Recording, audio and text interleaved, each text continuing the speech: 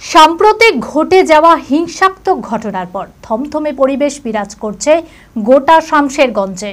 কেন্দ্র বাহিনী মোতায়েন থাকলেও আতঙ্ক গ্রাস করেছে গ্রামবাসীদের। হিংসা ভাঙচুরের পর রবিবার সকাল থেকেই শামশেরগঞ্জের বিভিন্ন এলাকা প্রায় হয়ে উঠেছে জনমানবহীন। হঠাৎ কেন এরকম ঘটনা ঘটলো আর কিভাবে বা চোখের সামনে এত কিছু ঘটে গেল, এই সমস্ত প্রশ্নের উত্তর খুঁজছেন গ্রামবাসীরা। মানসিক স্বাস্থ্যের জন্য সবার আগে যে নামটি মনে ভেসে ওঠে, সুস্থ মনের ঠিকানা মনোবীক্ষণ।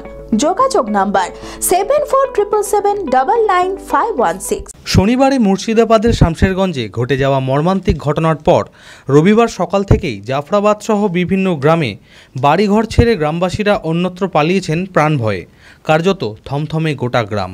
এক চাপা হাহাকারের স্তব্ধতায় যত্রতত্র ছড়িয়ে ছিটিয়ে পড়ে আছে হিংসার স্তূপ। আস্তে আস্তে আসছে, পাথর চালাচ্ছে, যেখানে ওখানে ইট আছে সব ইট ভাঙছে আর পাথর চালাচ্ছে। আমরা গেট টেট লাগিয়ে সব ঘরে ঢুকছি, গেটে ধাক্কা মারছে, লাথ দিয়ে মারছে, গেট ভাঙচি করছে। আমরা তখন আমাদের ছাদ দিয়ে গিয়ে ভয় লাগছে। আমার বাবা নাই, কাকু নাই, কেউ নাই। আমার দাদু আছে, প্যারালাইসিস মানুষ, আগে কলের কাজ করতে, এখন সেটাও পারে না। আমার মা স্কুলের মিড ডে মিলের সব রান্না করে, সে মা শুধু মাসে 2000 টাকা পায়, আর কিছুই না। শুধু আমার ঠাকুমাও সেটা পায় না। গ্রামবাসীরা জানান, নিজেদের বাড়িঘর ছেড়ে কোথায় যাব, কি করব, কিছুই বুঝে উঠতে পারছি না। এমন অবস্থা হয়েছে আমাদের বাড়িতে। আমরা ভয়ে, মেয়ে ছেলে কেউ নাই, আমাদের স্বামী বয়স্ক, কেউ তো কাজের লোক নাই। আমরা কত রকম করে সংসার চলে আমাদের, আর আমাদের ওই রকম অত্যাচার করছে।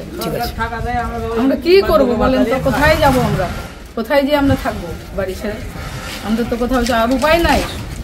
এরকম অত্যাচার করলে আমরা কি করব বলেন? এই পরিস্থিতিতে এখনও প্রশাসনের উপর আস্থা রাখছেন গ্রামবাসীরা। প্রত্যেকের প্রশ্ন একটাই, আবার কবে ফিরবে শান্তি? তারা কেউই জানেন না কেন আর কিভাবে আচমকায় এত কিছু ঘটে গেল।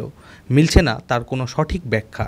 তাদের মতে আন্দোলন হতো আন্দোলনের মতো, তার আঁচ এতটা গড়াবে বুঝে উঠতে পারেননি কেউই।